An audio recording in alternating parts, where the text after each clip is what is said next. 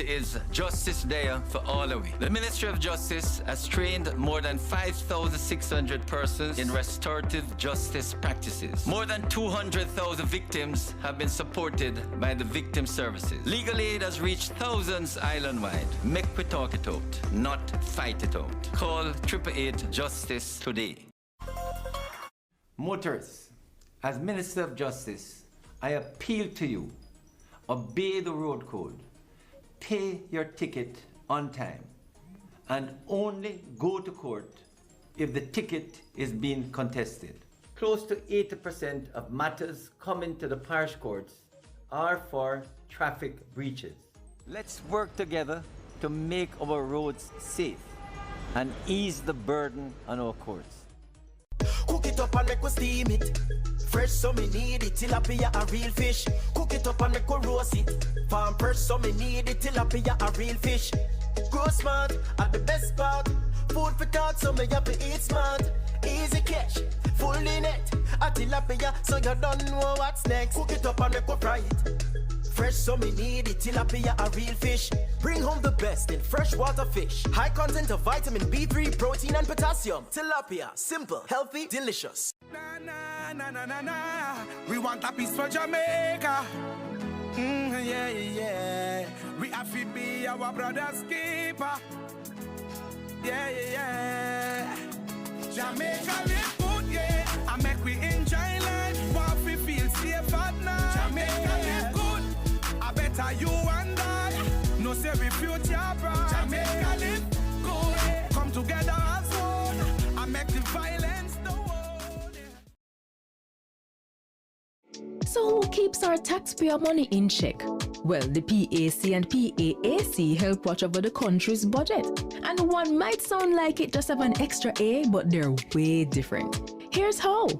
The PAAC and PAC are two committees that watch the money. The Public Accounts Committee reviews government projects after them close. They do a post-audit check to see what problems arose with the costs and call officials to explain decisions that cause budget mismanagement. And then they recommend corrective action, so the problem will happen from when, not happen again. But what about the money we are spending right now, the PAAC? That's how Public Administration and Appropriations Committee pretty much means your money will protect as it happen, we check. While projects go on, things are accurate. As government spend the nation's budget, PAAC reviews it. They examine proposals and summon officials to find problems before them don't use it. So the PAC and PAAC are two parliamentary committees that watch over the country's wallet to protect the budget and keep it in check. And you can get involved. Just visit jampja.org.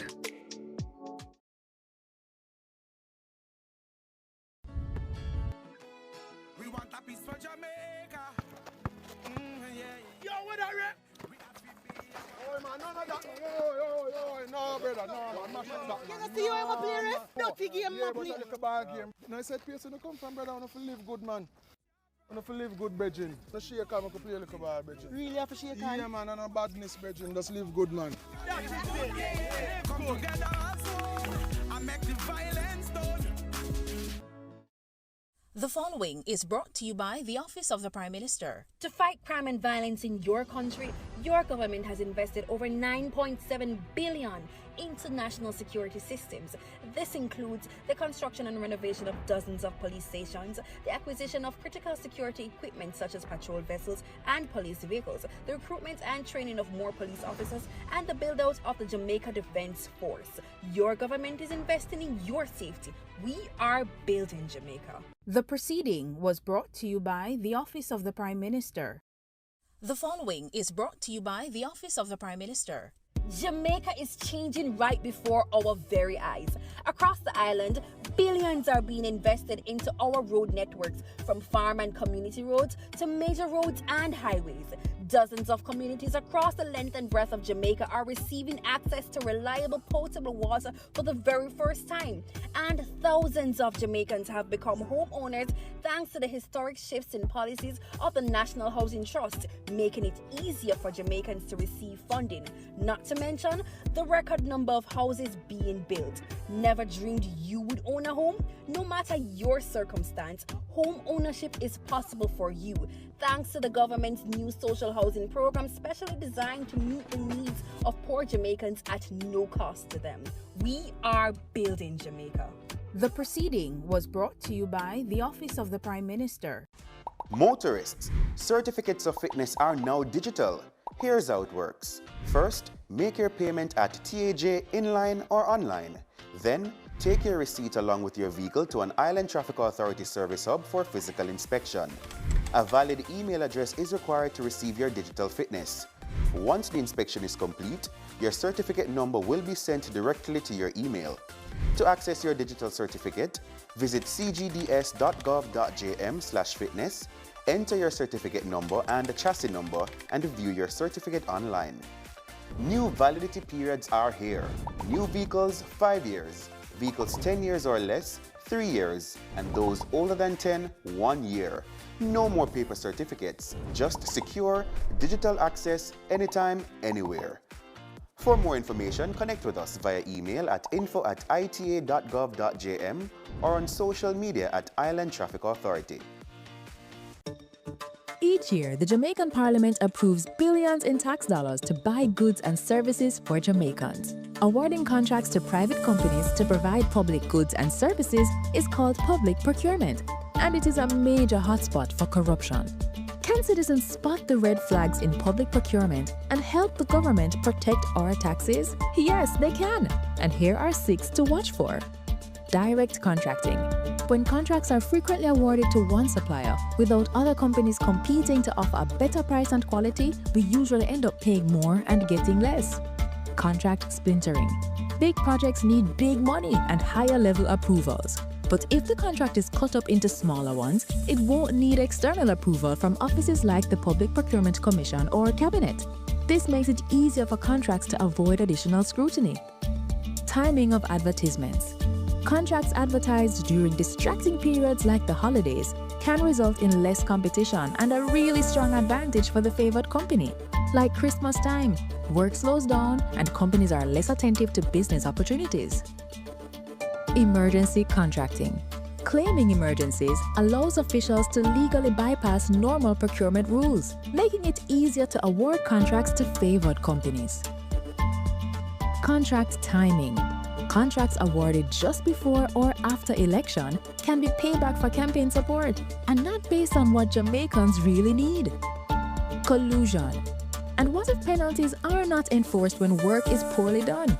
This could be a contractor and public official working together for private benefit. And if it is, this is collusion. These flags do not prove corruption, but they trigger questions that citizens must ask. So mind your business, Jamaica. Visit the JAMP Procurement Tracker to monitor government contracts. If you spot these flags, use our ATI tool to ask questions and demand accountability. Yo, babes, why me I call you so much time and I not get you? Sorry, I lick you again yesterday. Yo, I know I mess up, but I can't wear them something there road and I expect me to react. I know I'm jealous and fool and easy to lose my temper, but call me back here. Still not get tired. Hey, girl, think me have to call your phone? You know who you are deal with? You think I want to lick me again next time? Eh? It doesn't have to be this way. You can leave an abusive relationship. Just call 876-553-0372. We will help you.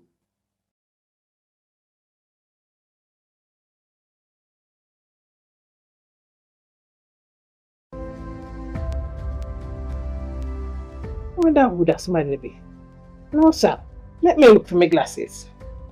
Oh, that somebody look like Rice up. It's Lottie, walk on. Me glad for see you, Roy. Although things never go on for you, America, me glad say you there. Yeah. Lift your head high. Yeah. Stay out of trouble. Yeah. And you can have a fresh start back home. All right, Mr. D. Thanks, you hear? Let's all work together for a fresh start back home. The following is brought to you by the Office of the Prime Minister.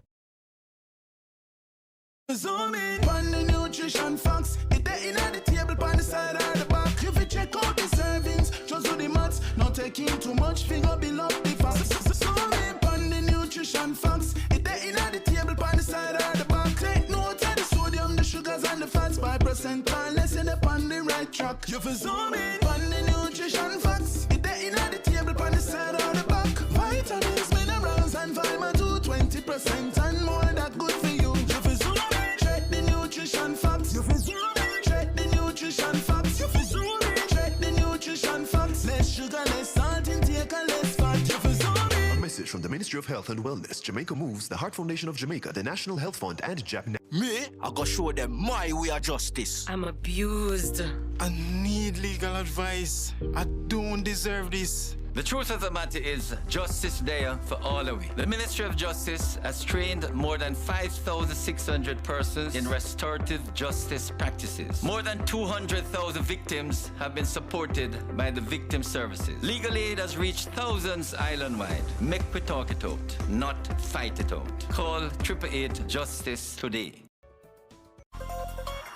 Motorists, as Minister of Justice, I appeal to you. Obey the road code, pay your ticket on time, and only go to court if the ticket is being contested. Close to 80% of matters coming to the parish courts are for traffic breaches. Let's work together to make our roads safe and ease the burden on our courts. Cook it up and make we steam it. Fresh so me need it, tilapia a real fish. Cook it up and make we roast it. Farm fresh so me need it, tilapia a real fish. Grow smart at the best part. Food for thought so me have to eat smart. Easy catch, fully net. A tilapia so you don't know what's next. Cook it up and make we fry it. Fresh so me need it, tilapia a real fish. Bring home the best in freshwater fish. High content of vitamin B3, protein and potassium. Tilapia, simple, healthy, delicious. Na na na na na. We want a piece for Jamaica. Yeah, yeah. We have to be our brother's keeper. Yeah, yeah. Jamaica live good, yeah. I make we enjoy life. While we feel safe at night. Jamaica live good. I better you and I. No say we future bright. Jamaica live good. Come together as one. I make the violence the world. The following is brought to you by the Office of the Prime Minister. To fight crime and violence in your country, your government has invested over $9.7 billion into national security systems. This includes the construction and renovation of dozens of police stations, the acquisition of critical security equipment such as patrol vessels and police vehicles, the recruitment and training of more police officers, and the build-out of the Jamaica Defense Force. Your government is investing in your safety. We are building Jamaica. The proceeding was brought to you by the Office of the Prime Minister. Most Jamaicans will tell you corruption in politics is deep-rooted, and I just saw it said, and nothing can do about that. But actually, there is, and another 152 countries are doing it. It's called asset declaration, and it works best where citizens themselves understand it and help to ensure the law is enforced. Corruption happens when public officials abuse their power to benefit themselves, family, or associates. Jamaica's Integrity Commission Act was designed to prevent corruption, and here are 5 things you should know. 1. Under this law, every year MPs and senators must report what they earn, own, and owe, and if they don't, they'll be sanctioned. 2. Their report must include the same kind of information for their wife or husband and children. 3. If they get a gift worth more than $100,000 from anyone who's not family, they must declare it. 4. A summary of the declarations of our Prime Minister and opposition leader must be published where the public can read it. 5. Parliamentarians can now be prosecuted by the Integrity Commission. They can be fined up to $2 million or serve up to 2 years in prison if they don't file the declaration or if they give false information, and $500,000 for not filing on time or ignoring requests for information. Unfortunately, our parliamentarians made changes that prevent the public from knowing when they've broken the law or when they're being investigated. We really need to change that. Visit jampja.org to find out more about the act and to track if your MP is obeying this law. If they're not, JAMP's MP Tracker will help you write, tweet, or call your MP. Ask them, you submit your declaration yet? The Integrity Commission clear you? Let's help the Parliament stay honest. A message from the Jamaica Accountability Meter Portal, funded by the European Union and the Inter-American Development Bank in partnership with the Private Sector Organization of Jamaica. The following is brought to you by the Office of the Prime Minister. Jamaica is changing right before our very eyes. Across the island, billions are being invested into our road networks, from farm and community roads to major roads and highways. Dozens of communities across the length and breadth of Jamaica are receiving access to reliable potable water for the very first time. And thousands of Jamaicans have become homeowners thanks to the historic shifts in policies of the National Housing Trust, making it easier for Jamaicans to receive funding. Not to mention the record number of houses being built. Never dreamed you would own a home? No matter your circumstance, home ownership is possible for you, thanks to the government's new social housing program, specially designed to meet the needs of poor Jamaicans at no cost to them. We are building Jamaica. The proceeding was brought to you by the Office of the Prime Minister. The following is brought to you by the Office of the Prime Minister. Your government is empowering you through education, training, and development. That is why we have removed all fees for every Jamaican accessing training through the Heart NSTA Trust. So, whatever you desire training in, food and hospitality, beauty and cosmetology, housekeeping and hotel management, welding, carpentry, masonry, or any of the dozens of programs Heart offers, you can enroll completely free and change your life. We are building Jamaica. The proceeding was brought to you by the Office of the Prime Minister. What can a little germs do?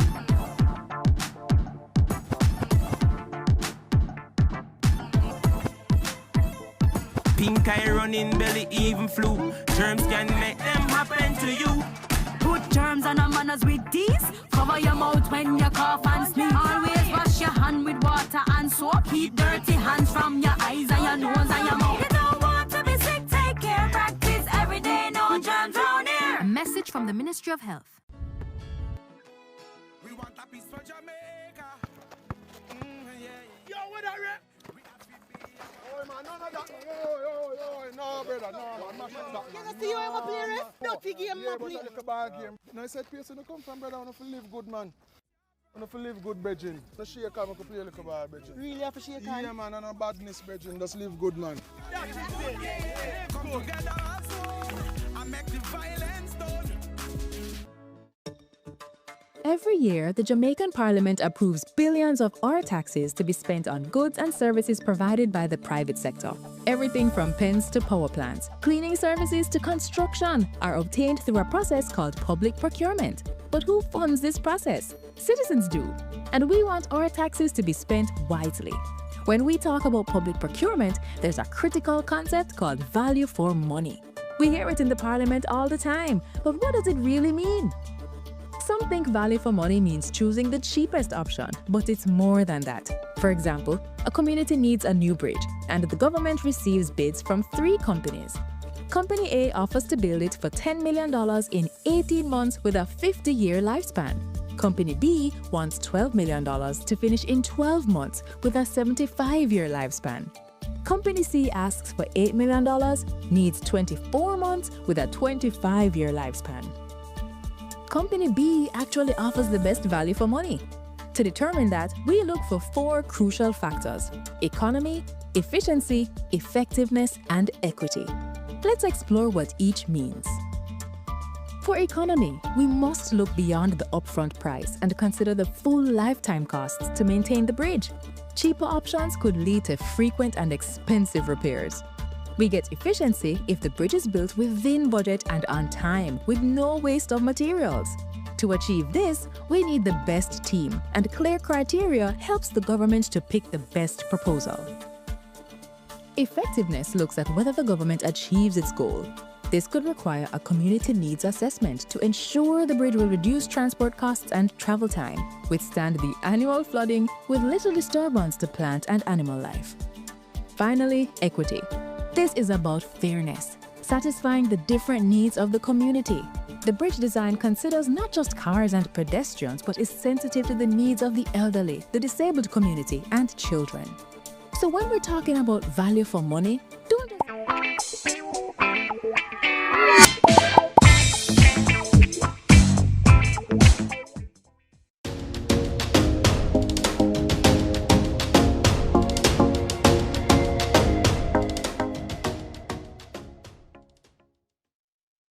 perhaps flexible hours could be applied to, but certainly in terms of the manufacturing industry generally, there might be some pushback, but only because of how the sector operates, which would demand the sort of 24-hour, well, consistent presence on the ground, etc.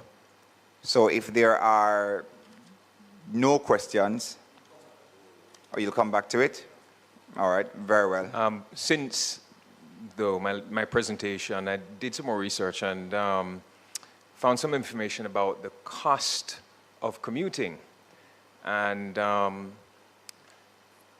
total vehicle running costs account for 23 to 30%. Or the petrol component of commuting costs is 25 to 30%. A 40-liter tank, right, in the US accounts to 3 to 4% of a worker's pay. So that contribution of workers' pay is 3 to 4%. However, in the Caribbean, it's 9.28%. So the costs are significantly higher for the Caribbean and certainly Jamaica. So it is a significant factor that we need to look at addressing. All right, thank you for that, Mr. Coe. All right, very well. So then we'll move on to the Ministry of Finance and the Public Sector.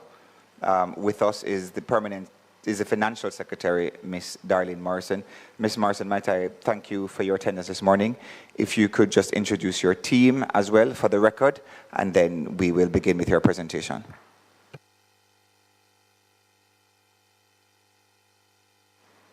Thank you. Good morning.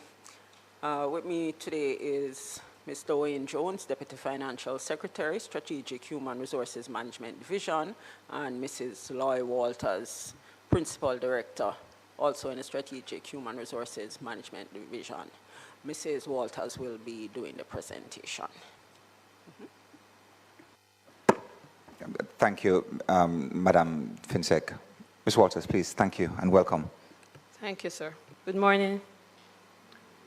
So, flexible work arrangements in the public sector.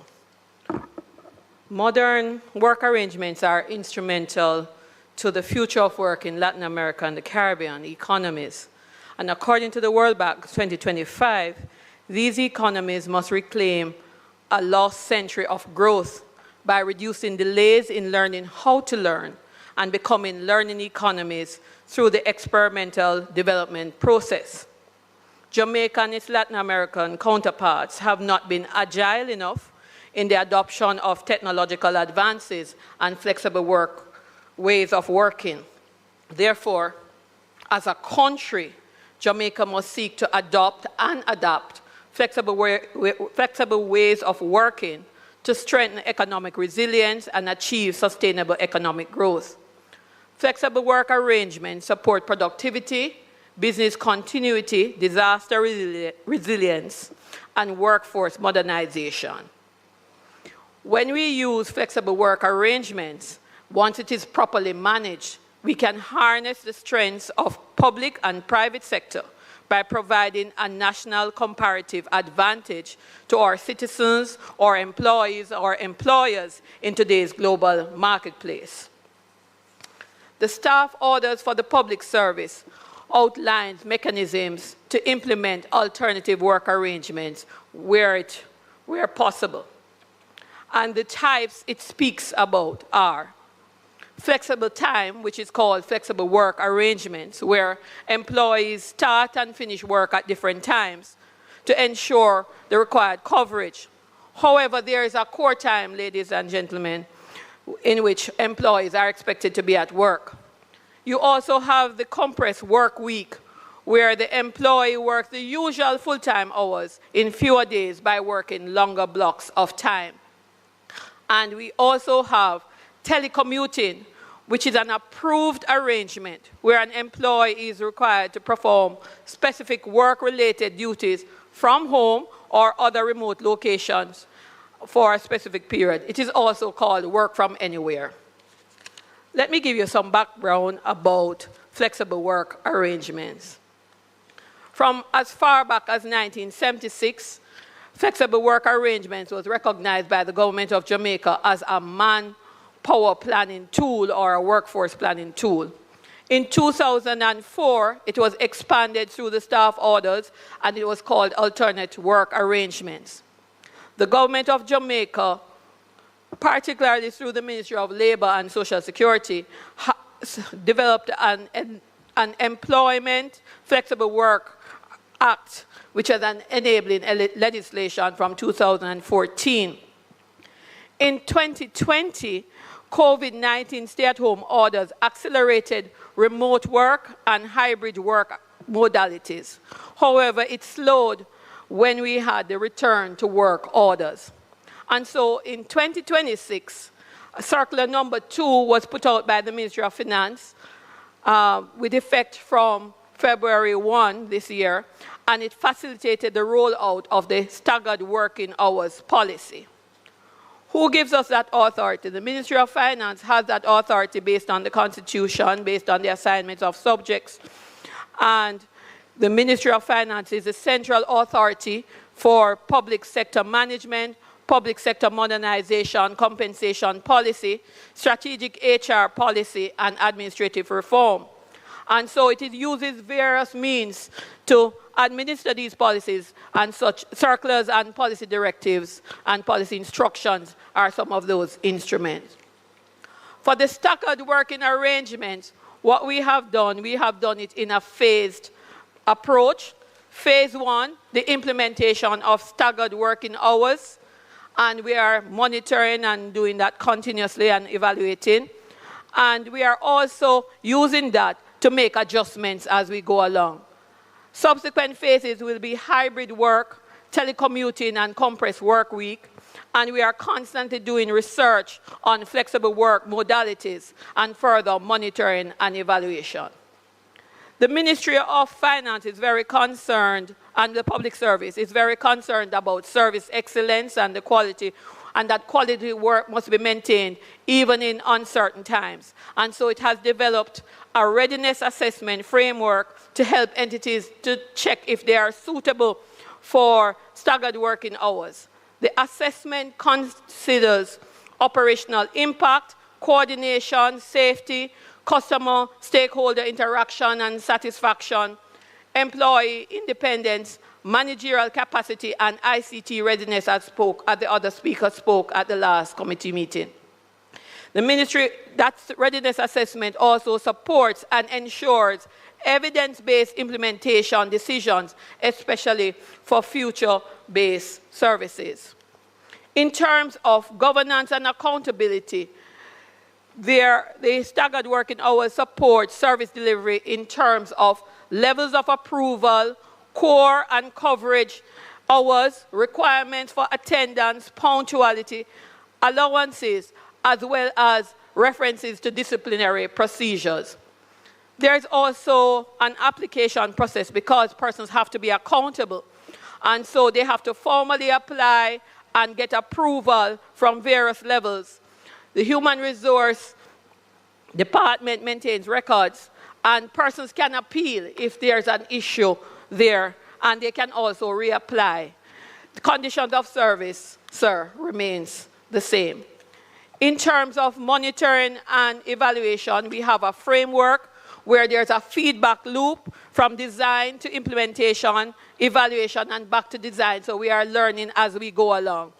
The indicators that we have, it's in your brief, but some of them are approvals, attendance, appeals, training sessions, and employee feedback. So we'll monitor those areas as we go along. And entities must engage in consultation, change management, and risk mitigation strategies.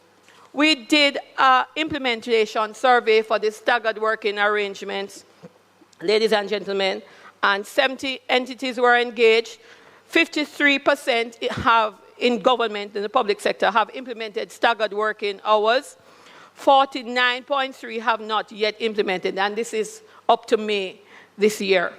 Approximately 30 entities have not only staggered working hours, but they have other flexible work arrangements, such as hybrid work, such as remote work.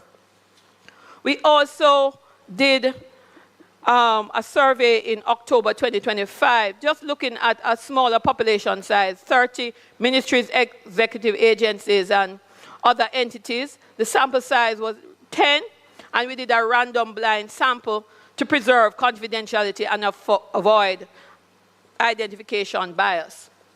In that survey, 70% of employees surveyed benefited from flexible work modalities, the work from home and the staggered working hours.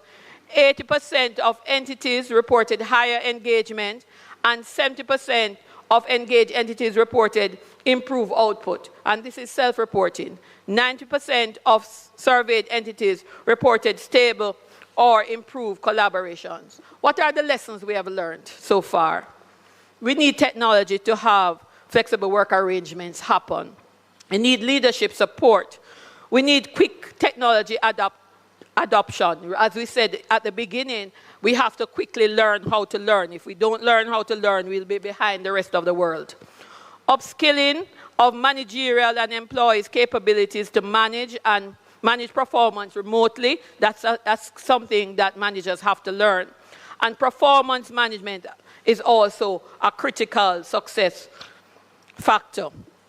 In terms of the digital infrastructure and business continuity, we know that there is a transition to more laptops and virtual meetings. Cloud collaboration and electronic document systems support remote work, and flexible work arrangements strengthen resilience during emergencies and disruption. In terms of the fuel crisis response framework, maintaining public service continuity while reducing continuing demand, we have 3 tiers. The hybrid operations, where you work from home and you also work at work. And then you move to tier 2, where fully remote operations, as what happens most times when we were having COVID.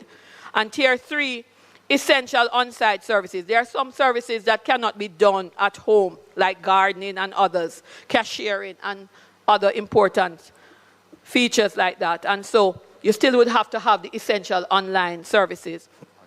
On-site services, please pardon me. The use of mixed modalities such as staggered working hours could be used with these 3 tiers, and this maintains the public service continuity while reducing commuting demand, as Mr. Cole spoke about. What are our recommendations? Expand staggered working implementations across entities. Urgently build learning capabilities of supervisors and employees to manage performance wherever. Strengthen digital infrastructure and cybersecurity. Expand telecommuting and other flexible work arrangements. Integrate flexible work arrangements into business continuity planning as a national initiative. Ministry of Finance will also continue to give guidance, monitoring, and support. So in conclusion, for us, flexible work arrangements are a viable public sector modernization and business continuity strategy. Thank you.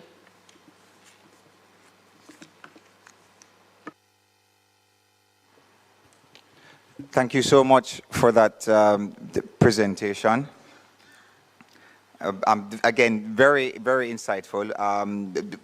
A key takeaway from the presentation also is in terms of the ministries, departments, and agencies that have implemented some sort of flexible work hours arrangement, whether it's compressed hours or any other of the hybrid modalities, is the survey that you did, indicating approximately 70% of employees indicated that they benefited from the flexible work arrangement modality.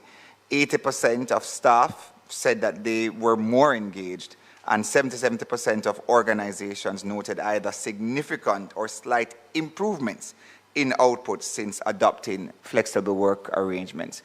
So thank you for that.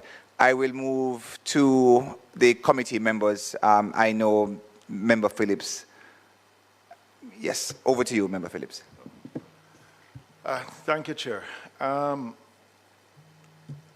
think it's a somewhat fulsome report by the Ministry of Finance, but listening to the presentations that went before when we last sat, especially the presentation from the Jamaica Information and Communications Technology Authority, and where it is that the government currently is now with the rollout of digitizing its documents and everything. And I find that many a times we implement policy without having dealing with the back end first, so that we can get the fullness of the benefit of the policy itself. And if we're going to be speaking about flexi hours or flexi work, then I think that what needs to be as a starting point is it productive? Are we getting the fullness of what the flexi work is supposed to? I mean, the JMA, and including your presentation, speak about certain categories of workers that would not benefit from it in a real sense, from working from home in instances. And while you send out these circulars, and we are trying it in different MDAs, I would suggest that you get a copy of the minutes and you read the presentation from the Jamaica Information and Communications Technology Authority. Because in their presentation, they spoke about not getting the full use of that flexi work, especially the work from home, because we're still operating on a paper-based system within government. So are we measuring productivity as part of this flexi work, or is it just a policy to see how it works? Because you're basically giving, if someone, you're really looking at a small percentage of your workforce that can work from home, who not having to deal with documentations. And I mean, my experience, not just as a parliamentarian, but as a business person, having to deal with government and deal with where you have to keep going back to different departments or agencies. Let's use the company office for an example. I mean, I have to know or hire a lawyer to go to company's office for me, because I am the amount of man hours I would have to go by just submitting a form, being directed that this is what needs to be done. Then when you submit what has been told to be done, then somebody else who get it said to you, say, boy, we need an additional. Technology within government is way behind the private sector and every other arm of the state itself. And when I say state, meaning private sector and other entities. Until we get that up to speed, I don't know if you see it the same way, but the benefit and for us to be very productive in this flexi work, we're really just putting the cart before the horse. You know, and I feel like we're wanting to implement a policy because it is recommended without having the back end in a place that benefits those who were putting a part of the flexi work arrangement. We won't get the productivity out of them as what the World Bank document is telling us that we need to achieve and need to, you know. So is it that we are implementing a system when the rest of government is not really in that place for us to implement it in its full sum and to get the benefit out of it?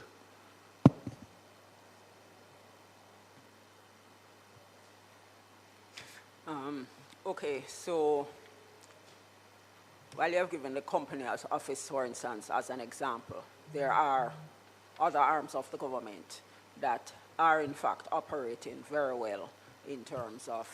I'm sorry. Can you just a little closer to the mic? Because I know the point you're going to make, and I think it's important for the nation to hear the point definitively, because I will make a similar one as well. No, you would have made it otherwise. All right, I'm just indicating that there are some arms of the government that are operating very well in terms of the ability to work off-site, whether it's the hybrid, staggered working hours, work from home. COVID did in fact assist us in putting the employees in a position and the organizations to use the technology. As a result of COVID, across the public service, most of the ministries, the employees have laptops. They have systems in place to access the work. Yes, everything is not yet digitized, but it's underway. Some areas much more than others. What percentage of government documents are now digitized? All right, so I can't give you the percentage. I can do a check and get that back to you. I can't give you the percentage right now, but it is definitely underway, has been for some time. The Ministry of Finance, which is what we are more familiar with, has had to facilitate work from home outside of COVID based on some issues for a period, and therefore the ministry staff, all of the relevant staff, have laptops. We have a system in place where they connect to the overall system and are in fact able to work from home. Just to point out though that what we rolled out in February was staggered working hours. So flexible work arrangements are possible, have been in place for the public sector from 2014.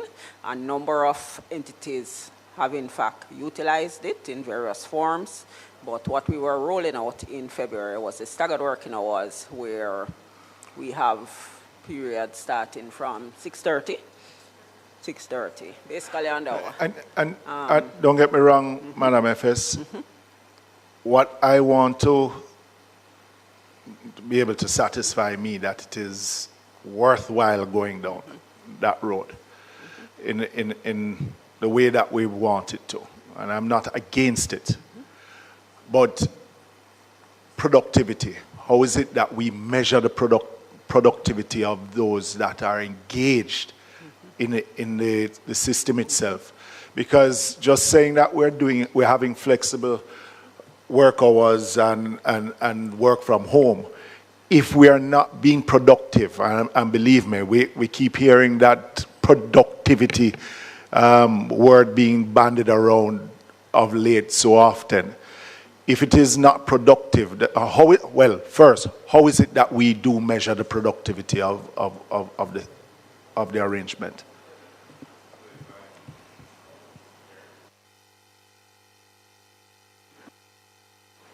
Thank you, Chair. If I may seek to provide some response, member. So this latest initiative under the flexible work arrangement, the staggered working hours, was actually rolled out in tandem with the innovation portfolio in the Office of the Prime Minister that is charged with some of those subject matters you speak about. Question of productivity in particular, because it is recognized that it is not probably make a lot of sense if we're just doing the alternate work arrangement and we're not seeing in the end result where the service we are delivering is improved. Because that's it, at the end of the day, it is about improved public service delivery. And so the innovation portfolio led by Minister Marks really is our partner.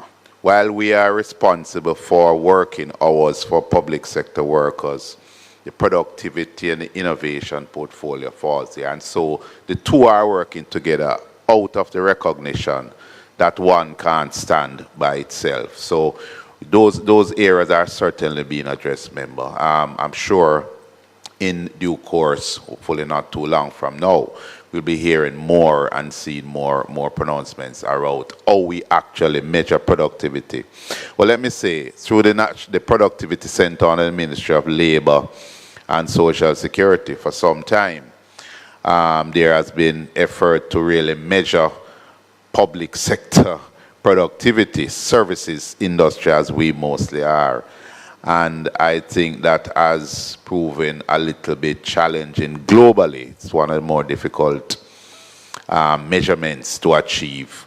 But it is not something we have given up on, because we know productivity has to be ramped up if we are going to grow this economy and grow this country. Thank you, Chair. All right, thank you, Mr. Jones. And again, just to indicate for the benefits of those who might be listening online, etc., that there was in fact a survey carried out. So after 30 MDAs that have implemented the flexible work arrangements since February of this year, 10 were recently, up to 30 that were surveyed, 10 of them indicated, which is approximately 30%, where 77% of those organizations noted either significant or slight improvements in output since adopting the FWAs.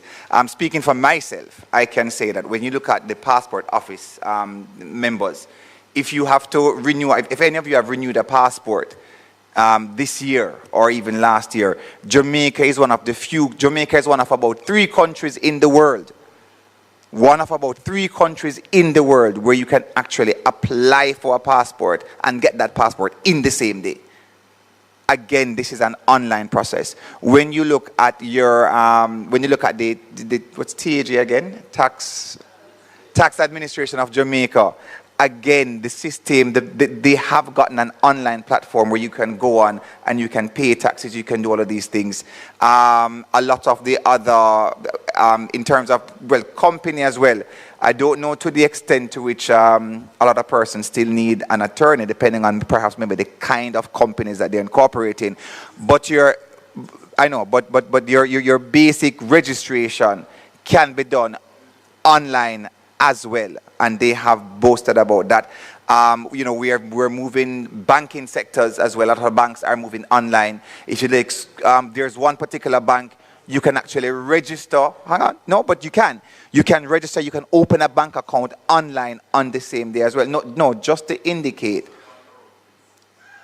I know why. No, I know, because they and if it's a zone visa about the banking. No, the point I'm making though, the members, is just that they.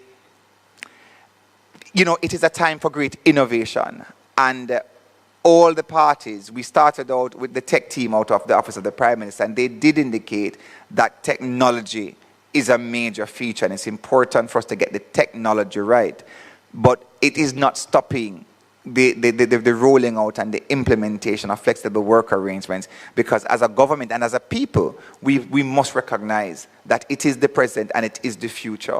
And again, coming out of the presentation from the Ministry of Finance, is that to avoid disruption, to avoid shocks within the public and the private sector, it is important that all organizations become more adaptable to flexible work hours, compressed hours, work from home, whatever hybrid system that they want. Because if there is another disruption, whether it is petrol, whether it is COVID or some other disaster, then the country is going to shut down mode. And as a responsible entity, the Ministry of Finance is implementing policies, and they're already doing the tests and doing the surveys to show that it can work. And we do appreciate, as I indicated at the start, the presentation from the Manufacturing Association as it relates to the fact that the logistics and manufacturing industry, you do need persons on site. So there is that general acceptance that some careers require on site, but where flexible work arrangements can be made, it is in the interest of every organization. Because if your organization can't adapt, your organization will fail. And if a country doesn't adapt, then the country will fail. And I think it is a feature of this government that we want the country to succeed. Because when Jamaica succeeds, all Jamaicans succeed. Member Sivrite, your mic has been on for some time. I will allow you. No, his mic was on, but he turned it off. Sorry, go. No, I'm saying no. Member Sivrite was on, but then he turned it off. But do you want to go first, or you want Member Jackson will go then, and then you'll go after Member Jackson, sir. I have a small question. You mentioned about work from home, or the other term you use, work from anywhere else. I like the yeah. We were working from there already. But in respect to those working activities outside of the formal workplace, the issue of insurance and liability. For example, someone get hurt on the job at the work site. I think that's easy to deal with.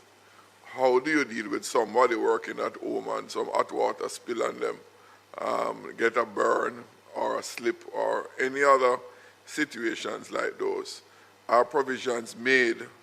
I remember reading a case in Germany during the COVID period where there was a matter like that in court. So I'm curious to know, one, have we made provisions to deal with those? If so, what are they?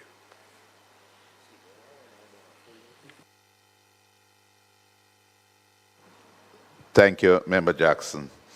So, generally, on the employer-employee or worker management relationships and obligations, there is what is known as a duty of care.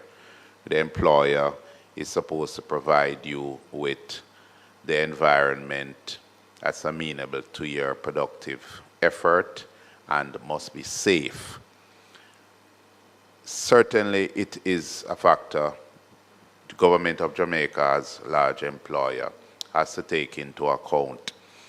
But we are not, given all the variables of economy, size, and so on, and where we are on the development scale, we are not going to be able to do, as the case you referenced, Member Jackson, Germany, and a few other Scandinavian countries where we have surveyed, where they are able to actually set up in the home. The employer sets up, supports, help you to transform that home space into a workspace.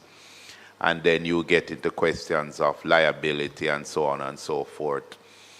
That's the ideal, really. It's the ideal, but certainly as a country that is seeking to become developed and so on, those are matters to take. But we are certainly not there yet. However, we already have legislation in place that if some of those instances materialize, you know, under your social security legislation and so on, there are provisions that I'm sure the Ministry of Labour and Social Security will be able to indicate how some of those are to be treated. But it is not something that we disregard, because a safe workplace, wherever it is located, is a requirement under International Labour Organization convention and rules, so to speak. You know, Mr. Jones, I asked that question, you know, not restricted to the Ministry of Finance or even the government service, but indeed even the private sector.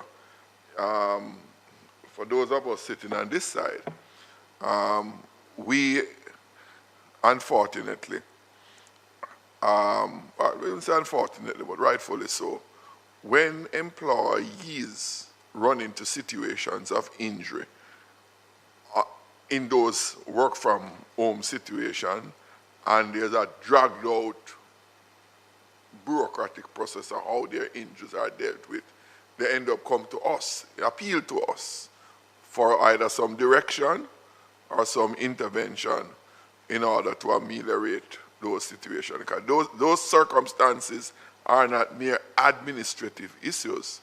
They are real life real-time situation that they have to deal with. Injury can continue to work, possible loss of income, family stress, all of those things. So it's not a theoretical or notional issue. And as we contemplate a shift in the work arrangement for persons, I believe it's imperative that we factor those things to go concurrently with the structured work arrangement that we, as part of the structured work arrangement that we're contemplating. For the record, I do support the whole idea of multiplicity of modules or modalities for work, given the period we are living in. So I think it's imperative that we as government try to make sure that all the pieces are put together at the very early stage, not in a reactive way down the road when people are in the middle of the situation. Thank you, Member. I think Sir Jones, to you and the team from the Ministry of Finance, and to our private sector members who are here as well, I think one important consideration is going forward, what kind of policy do we put in place or do we recommend to compensate employees working remotely or working at home? So one of the concerns persons have raised is that, okay, well, I'm not coming into office, but I'm paying for my internet. Or I'm not coming into office, but I'm paying for my electricity. So I think also the consideration should be given in terms of policy directive. So, in the government sector, when you travel for work, so you're leaving Kingston and you're going to Montego Bay, Trelawney, for example, there is a stipend that's given based on the mileage. So perhaps, again, a part of the incentive for work from home. I know on the one hand, some employers might say, well, you're working from home, so therefore you're not spending the gas money, or you're not spending this or you're not spending that. Or we're saving you 2 hours in traffic then, because you can just roll out of bed or then roll into the computer room or onto the device or something. But I do believe that going forward, in terms of incentivizing work from home, because if employers are benefiting from not having a break in productivity, if they're benefiting from continuity of services, and business is doing well, then perhaps I believe we ought to look at a sort of compensation. I'm going to offer X per kilowatt hour or X per something. So we could look at that, or we will cover the internet services or part of it because of. So we could just look at that and see what kind of framework to compensate persons for utilizing their utilities and their gas or whatever else it is that they're utilizing whilst at home doing the company's work. So, Member Severite. Thank you, Chairman. Just 2 very quick questions for the Ministry of Finance, Financial Secretary, and Mr. Jones. So the ministry brief indicated that 77% of organizations that have, implemented flexible work arrangements experience either significant or slight improvements in output, right? And 80% reported higher employee engagement, and 90% said collaboration remained the same or improved. And I believe you said about 30 entities have implemented flexible work arrangements to date, correct? It's the staggered work overall. Yes. Okay, so the question is then, how confident is the ministry that these findings are sort of representative of the wider public service? And when will Parliament, of course, receive objective performance data to work with, such as application processing times, customer satisfaction, absenteeism, service delivery metrics, that sort of thing? And if possible, if you could probably name some of these entities that have adopted flexible work arrangements, we would certainly appreciate that. So that's question 1. The second question relates to fuel savings versus productivity. I recall the last meeting where Dr. Wayne Henry here, PIOJ et al., right?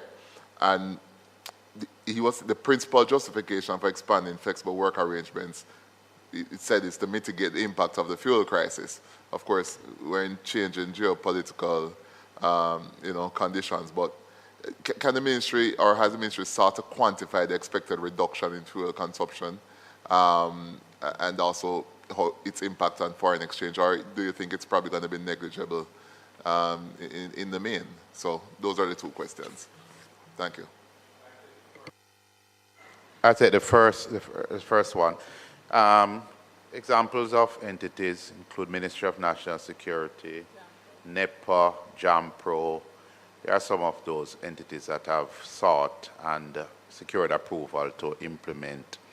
There's another part to the question that I wanted to, in terms of the measurement.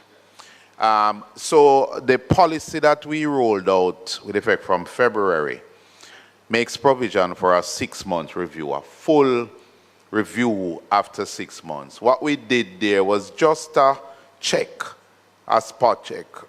So we wouldn't, in a conclusive way, membership right, able to say, the confidence level just yet, because about October or so, we expect to be in that position where we can, having done the full monitoring and evaluation, applying the instrument, the formal instrument of M&E, then we'll be able to tell you in a more confident way how things are looking in that regard. But certainly it is something that we are very much interested in, because that's the only way we can know if it works or not. So, yeah. Yes, and Member Sivrite had a second point to his question as it relates to the fuel consumption savings and how that might affect foreign exchange, if at all. Okay, so the staggered working hours rolled out in February was not directly related to the fuel crisis. It was an effort to expand the flexible work arrangements. As indicated, the ability for the public sector to do this has been in place from 2014, but it was not taken up wide scale since then. Just a few entities really were operating with it. So this did in fact precede the fuel crisis, but we will be looking to see if we can do any measurement in relation to the impact that the staggered working arrangements or the just flexible work hours has been able to provide. I'm sorry, Madam Financial Secretary, could you just repeat, please, for the benefit of Hansard? You could just start by indicating, I start at the point where you said that the flexible work arrangements being adopted, the new policy as of February, was not intended at this particular time to deal with the fuel crisis, but more so to just prepare the public sector for any disruptions and to maintain productivity and then go into the rest of it. For the right, so we were trying to expand the take-up of the flexible work arrangements, which have been in place since 2014. We did recognize the traffic situation, separate apart from fuel, the traffic situation in the mornings and the evenings. And so we felt that this was a means of reducing the congestion. And so that would have been some of the reasons behind pushing this at the time that it was. The staggered working hours will not significantly impact the fuel because you're still coming in on that one. It's just that you're coming in at a different point. Might take a little less time. Yes, it will impact from there. But it would be the other arrangements that will have a greater impact. The work from home or hybrid would have a greater impact in terms of the fuel. Yes. Just one more for Richard Cole, the Jamaica manufacturers, and certainly given your past experience locally and internationally in the private sector. As you know, many of the major companies of the world, Amazon, Goldman Sachs, JP Morgan, Tesla, decided to rewind their flexible work arrangements and literally ordered staff to get back in their offices because they felt that productivity got a hit.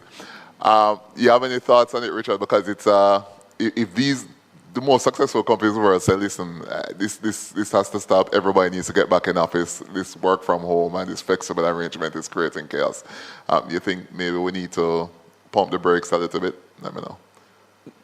Not that we need to pump the brakes. I think it requires proper oversight, planning, governance. You can't jump into it without the proper planning. And I think that may have been the case with the likes of Amazon. So we can learn from those mistakes and make sure that if we're going to engage our staff in working remotely, that we have proper measures in place, KPIs, performance metrics, and the use of AI. I think there's a massive opportunity to utilize AI to make sure that we are getting the output that we need.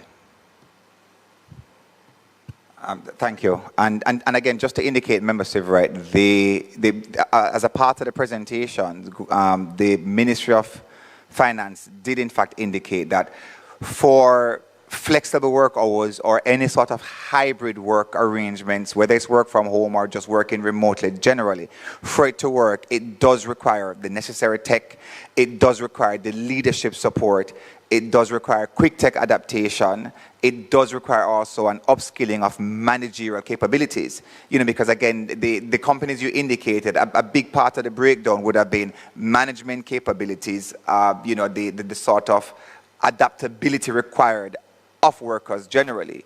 And if Jamaicans truly want to prove that we're little about Watalawa and that we are the most resilient nation, especially coming after the Hurricane Melissa experience, then it behoves all of us to ensure that we're an entity, we're a workplace, decides that we're going to be doing flexible work hours, hybrid, work from home, remote, and so forth.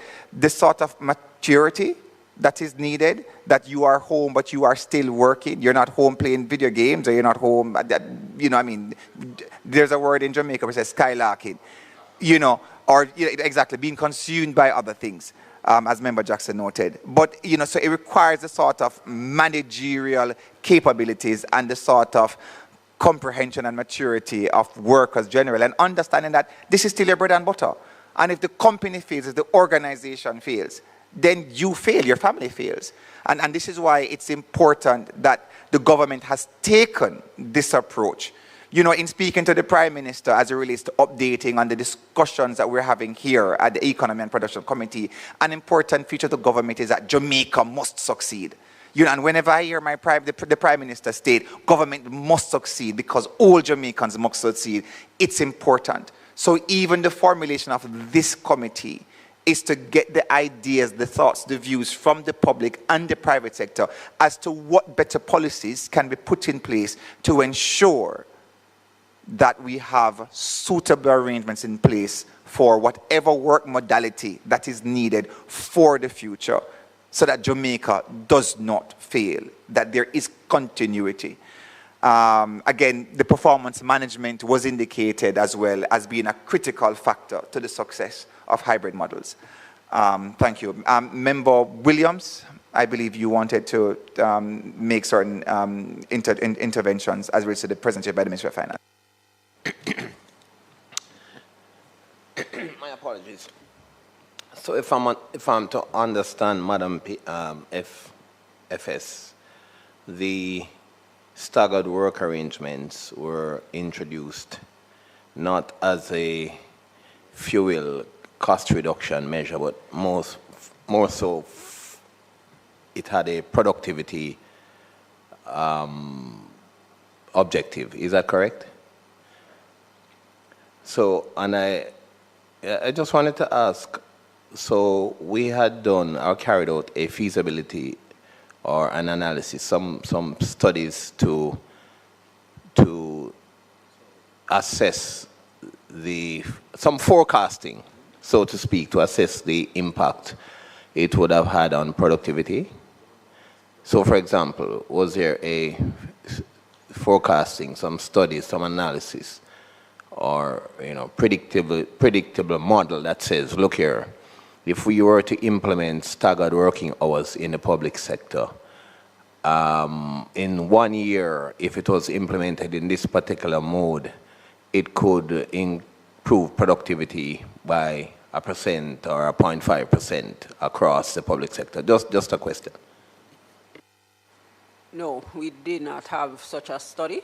What we did recognize is that a number of persons were saying they were spending 2 hours in traffic.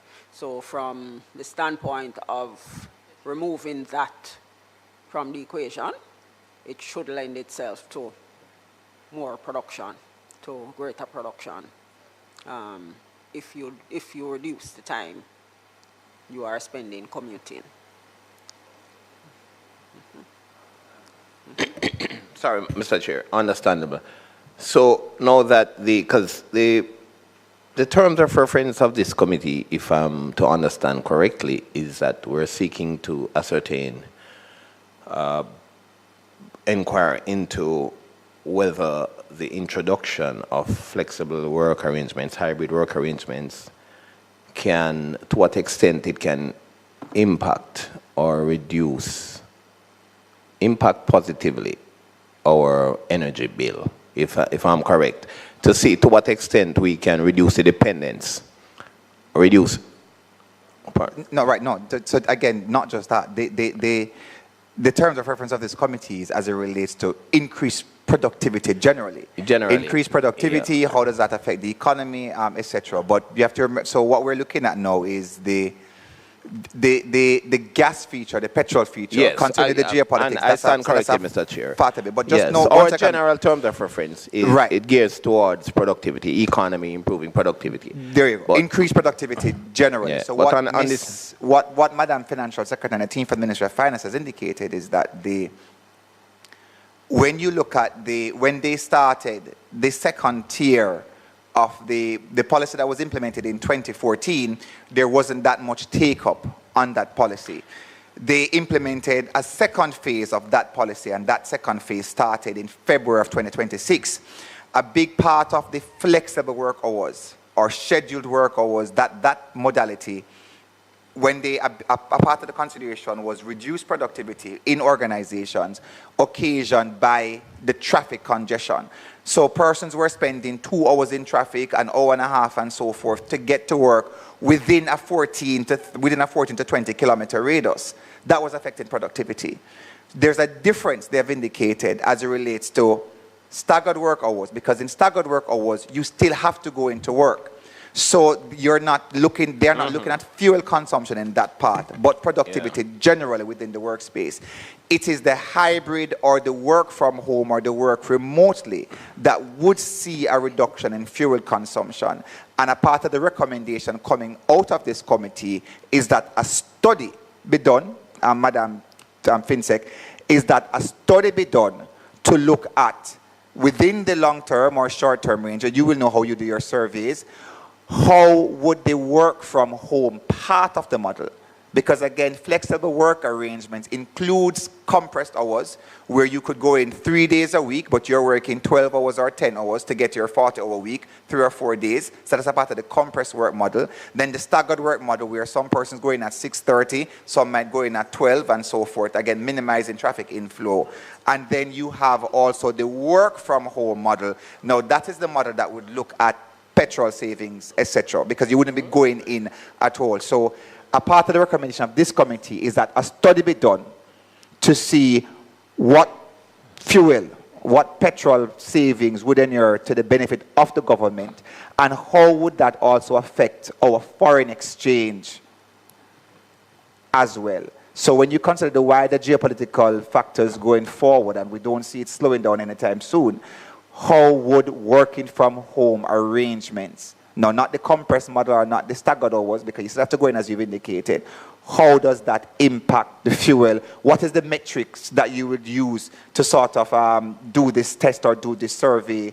Are you looking at, well, if 10 persons are going in per week and they're each spending $20,000 for gas for the week and they're saving this amount? I mean, are you looking at it a broader perspective? What is the model you would do? But that is a recommendation of this committee that we look at that study so we can get the answers done. So that would satisfy the members' concerns as well. Yeah, but in my view, Chairman, that would require a multi-agency sectoral approach, integrated approach with all the various agencies, because JMA, PIOJ, all the different agencies would have to come together, because it's not simplistic, it's a complex approach. Thank you very much. Thank you, Member Williams. Member Phillips.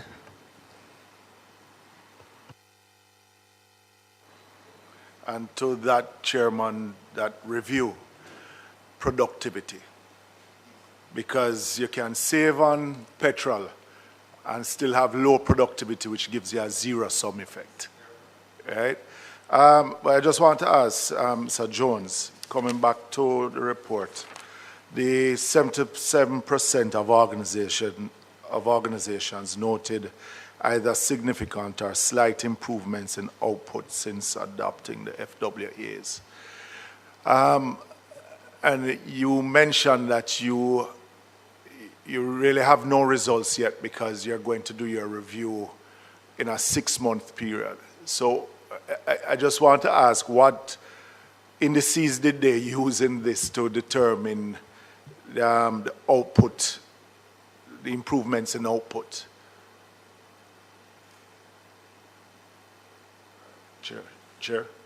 Chairman? Right. Thank you, Member Phillips. So, as indicated in the presentation, was self-reporting. So we did that simple survey. Again, in Jamaican parlance, we're just testing the pulse, seeing what's going on out there, and we asked some direct, few and simple questions, and they would so report back that they have seen that. Okay, so it's really just a self-reporting. Right. So the true report test of if there are any improvements is right. Your 6 months. It's to come in 6 months. Your 6-month review. When that would be a scientific measure at that okay. time. No, that's fine. That's fine. And you know, Chairman, again, I keep on saying that if we keep doing things the same way, expecting a different results, then we're really not improving. And I hear your comments on Jamaica should not fail, right? And we are in total agreement. That's why we're here, is to protect that. But listening to the presentation and your comments, I agree we need to protect it, that it doesn't fail.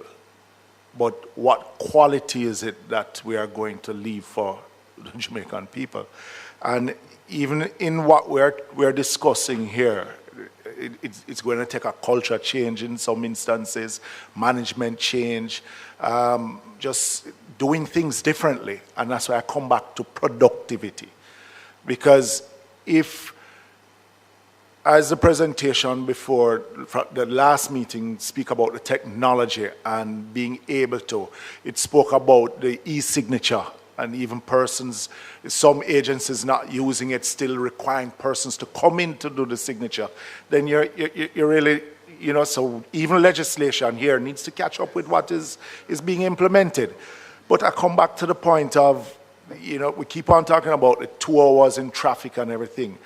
And when, I'm sure Mr. Koh and his team can probably relate to what I'm about to say, is that when you're trying to fix one thing without fixing the other components, then you're not really achieving suboptimal of that what you're trying to fix. So if it is that we're trying to reduce non-productive time in traffic, then as a government, and I'm not government meaning the government that you represent, but just overall, how are we trying to fix the public transport to meet the needs of what we are trying to do? How is it that we are designing roads and construction of roads, dealing with stoplights and various other things to meet that we allow persons to spend less time in traffic? You know, so it's going to take a coordinated, join-up approach of government, not just the Ministry of Finance trying to implement this, but how is it the Ministry of Transport, how is it the Ministry of Works, and just government on a whole, working to try and connect the dots to achieve that greater productivity that we speak about. You know, and I think that is a broader discussion that needs to be had. In how it is, yes, we can talk about the spark and this, but we still, after decades, still speaking about productivity and the lack of productivity. Yeah? We might get little spikes here and there, but then we implement policies, but then the underlying foundations are not catching up with the policy to make it what we want it to be. And I think this committee itself, I mean, this is a starting point, but I think there is a wider conversation to be had, because I always remind persons who sit on that side, from the ministry departments and agencies, we are not here to criticize, but we are here to help with the construct to make sure that the policies that we create in Parliament, that they are workable to help them to produce maximum, you know. And I think that we need to, as a committee, have that conversation in a broader sense in how it is that we can help to drive productivity by the policies that we create inside here and the policies of different departments and agencies to drive it, because it is something that is really holding us back. Thank you for that intervention, member. So I believe a recommendation coming out of the statements or the comments by the member would be for us to have the Ministry of Transport here, and to have the One Road Authority, when they are instituted, to have them here, because I do take the point and I agree. So you are the underlying problem that led them to the flexible work hours, the traffic situation. What are the plans going forward for the roads, traffic, transport generally, etc.? I do know that, I saw in the paper where Minister Vaz and the team at the Ministry of Transport, where they received high marks for the rollout of the rural school bus system. And I know Minister Vaz had indicated that, this would have been his last term, but if it is, well, I'm sure he will have another bright idea going forward as it relates to, the whole country has acknowledged the success of Minister Vaz and the rural school bus system. I mean, there's a beautiful front page article, very, very positive. So, listen, where there's success, we laud the success. But I am supporting Michael's, I am supporting Member Phillips' point that it would be good for the minister or the minister's team to give us the next bright idea as it relates to solving traffic congestion in this country, and of course working in tandem with the One Road Authority when it comes into place. Coming out of the members' presentation as well, and I agree that cultural shift. So how do we, as a people, I refer to that cultural expression, the skylarking. You're working from home, but it is not a license to get involved, caught up in the skylarking and everything else. So how do we move forward with that cultural shift? Again, it's training employers, the managerial capabilities that you indicated, upskilling everyone in addition with the IT factors. So again, that is something that we can look at, but how do we drive at that cultural shift to ensure that work from home, as a part of the flexible work arrangement, that it is in fact productive or does not diminish productivity? Because if it diminishes productivity, well then, what would have been the point of it all? All right, thank you so much to the Ministry of Finance, and we look forward to your updates and looking at the recommendations made by the committee. We now move to the Small Business Association of Jamaica And here to make the presentation is Mr. Kevin Frith. Welcome and thank you for your time, Mr. Frith. Yes, thank you, Chairman. So we have approximately 425,000 small businesses registered in Jamaica. And then we have about 8 in every 10 employment is created by small businesses. And we have approximately over 40% of the national income is through small businesses. And then we have thousands of informal businesses, micro and small businesses that are not registered. Now, most of our small businesses, they require a physical space to operate from. And we find that it will be difficult for majority of them to actually work from home. And when you look at the mix of small businesses, they have a lot of cook shop operation, you have a lot of retail operation, light manufacturing, and in the transportation sector. Now, some of the challenges we find with some of the businesses that could actually operate remotely is that they don't have the resources to,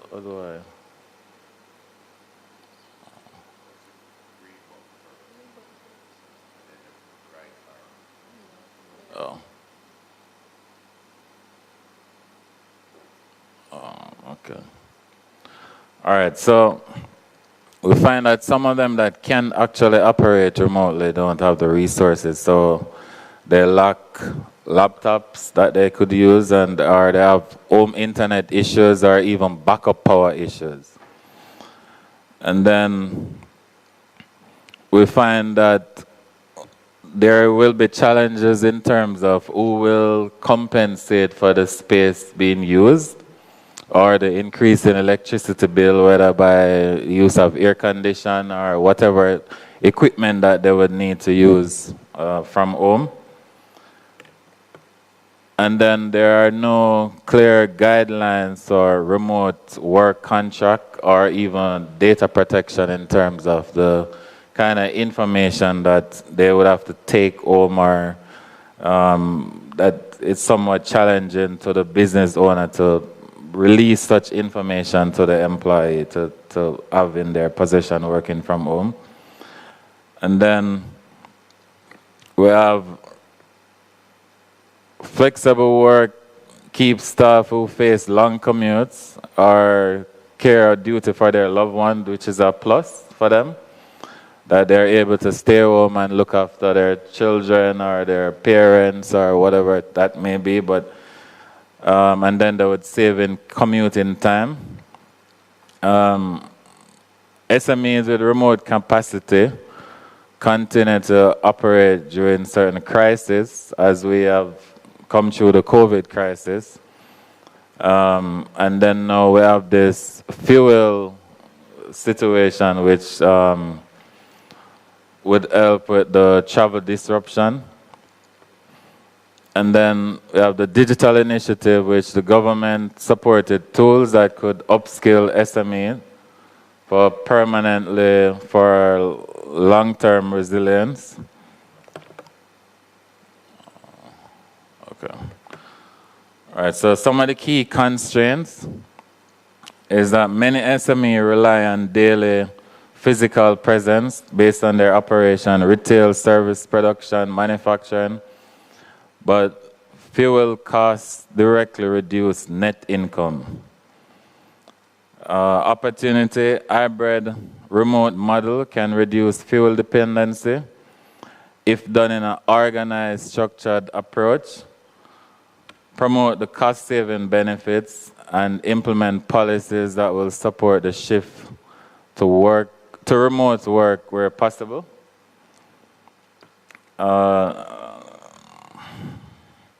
So some of our practical recommendations for the committee is look at a fuel voucher pilot program for small businesses who can work remotely, our tax waiver and interest, our data plans for SME that can work remotely. Some of our medium-term ideas are to share co-working hubs that in different locations that for persons who lack the capacity at home, they could possibly get whether internet or other tools they may need from a co-working space, or to model remote work policy templates that would also deal with occupational safety and health.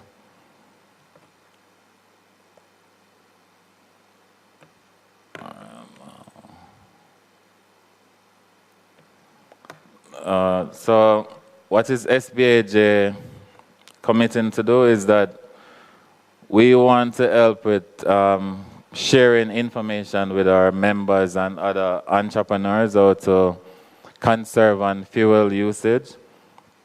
We also want to help train some of our members and in the wider small business community how to deal with remote working, as in working from home. And then we want to also start to collect real-time data on the impact of the increase in the fuel costs, and partner with telecom providers to have group rates for data connectivity for SMEs. Now, our position is that we don't need a perfect plan, we just need a practical start. Thank you.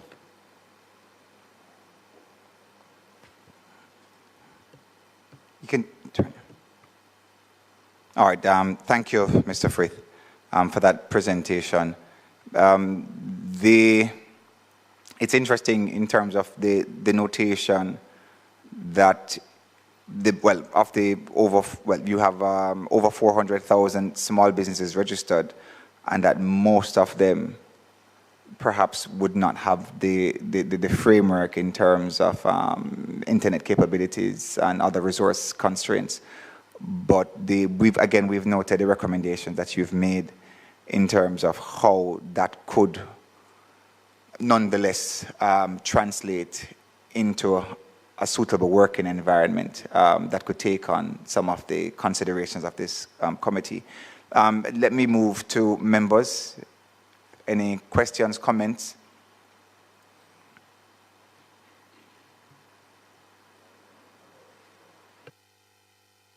Chair, I think just coming out of a presentation of both the JME, Jamaica Manufacturers and Exporters Association and Small Business Association, shows that it's really the term flexible work arrangements will work differently across different sectors. You know, the manufacturers who need physical bodies there, but then management, just depending on how management, and it comes down to management. So I think, and overall, which I think the Ministry of Finance alluded to earlier, is to see not only how it works within government, but how the impact itself has on the wider economy and those savings that we speak about. Because in both sectors, it spoke about the cost of fuel that impacts the overall cost with their members and just the economy itself. So I think a wider look has to be taken on that cost, because when you look at our import bill, fuel is a #1 cost to that import bill. So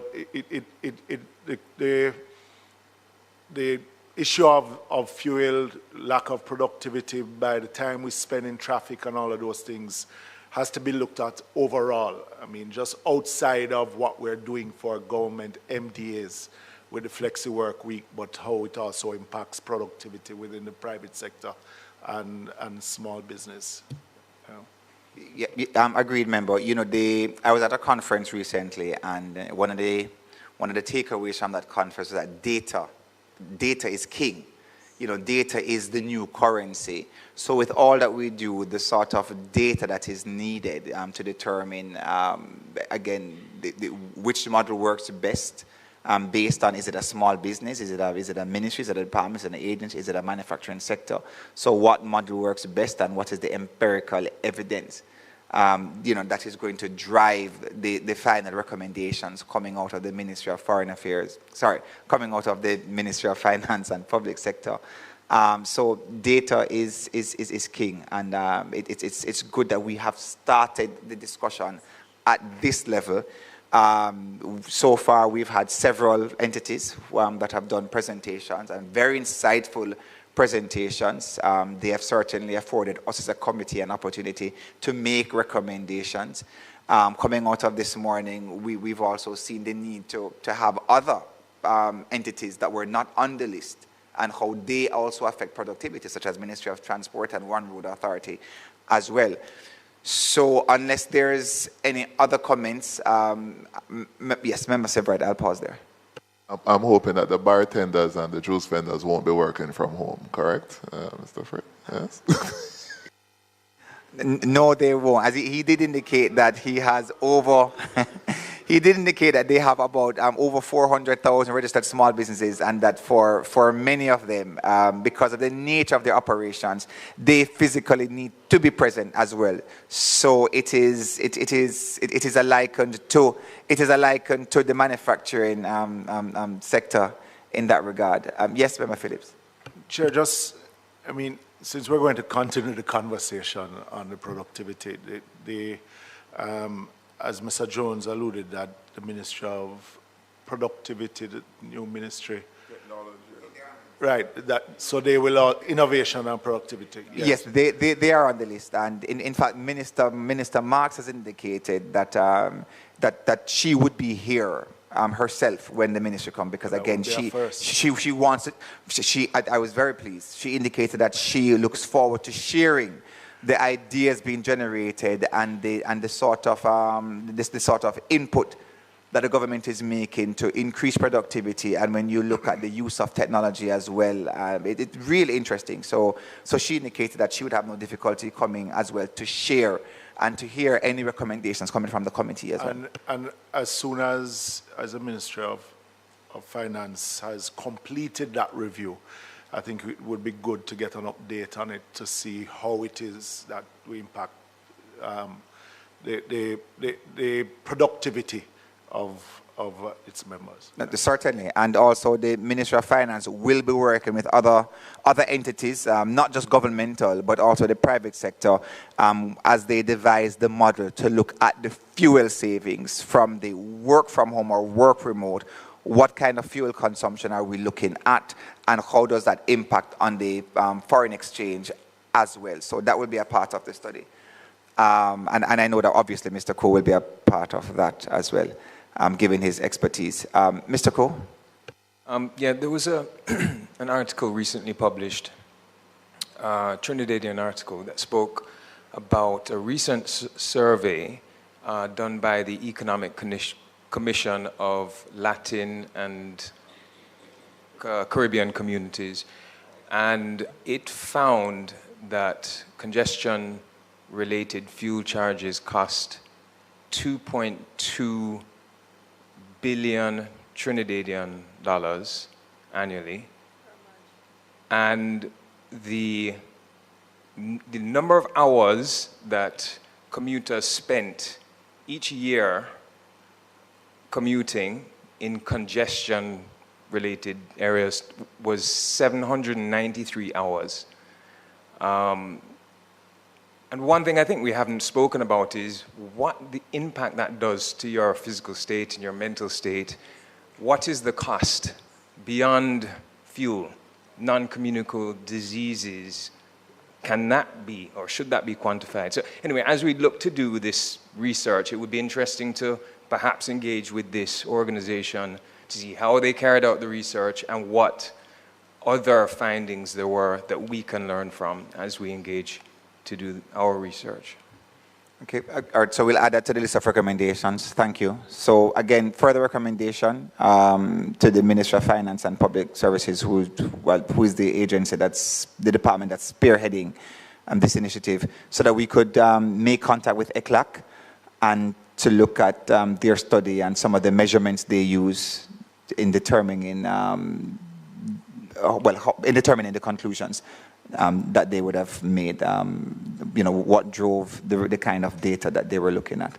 And if needs be, you could reach out to the Ministry of Foreign Affairs and Foreign Trade as well to make the necessary contacts with the individuals at ECLAC. Thank you, Mr. Cole. So members, unless there is any other business, at this time, let us just to, by now, all members would have received the minutes of the last meeting, and I trust that we have perused it. If we are in agreement, could we have someone to approve? Yes, Member Phillips, seconded. Member Severite's hand is up. Thank you so much. To the members of the public and private sector who are here this morning, we want to thank you for your service to your organizations and also your service to Jamaica. The discussion has been very insightful. You're certainly giving us further things to consider, and I want to thank you for your time as well. To members of the committee, I want to thank you for your service to the Parliament and to your constituencies and to the country as we look forward ahead with these robust discussions as it relates to the economy and productivity of our nation and measures that can be put in place vis-a-vis the hybrid work schedules or the flexible work arrangement that can be made. I want to wish you all the very best for the rest of the day. Members, lunch is downstairs, and we will see you at 2 p.m. unless you are in the 12:30 committee meeting, which comes right after this. Thank you all.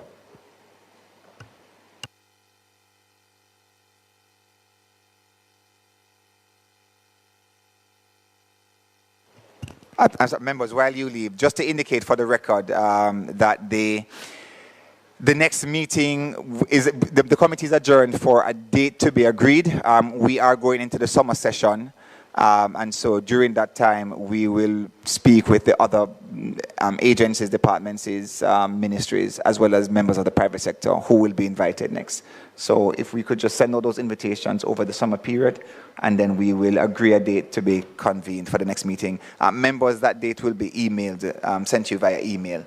But again, enjoy the summer vacation as well.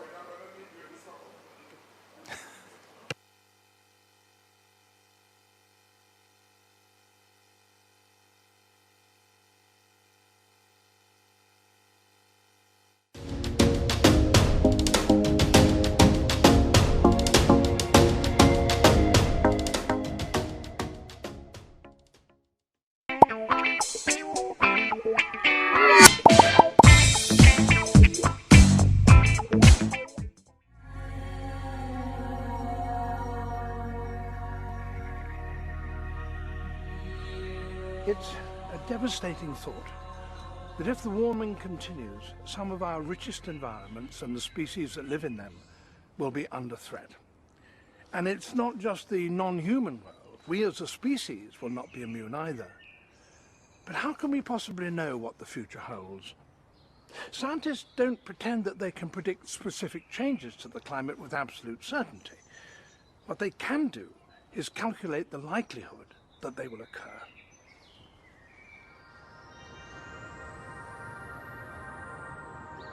It's here at the Met Office's Hadley Centre in Exeter that we can find the answer to some of the big questions.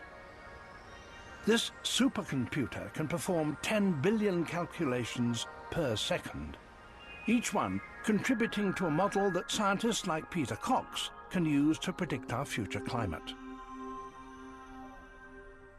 Climate models essentially have come out of weather forecasting models. They run for much longer periods, they run for hundreds of years rather than days, but they contain all the complexity. They contain clouds, they contain rainfall patterns, they contain winds, and climate models also have to contain slower components like how the vegetation and the soil respond to change and how the ocean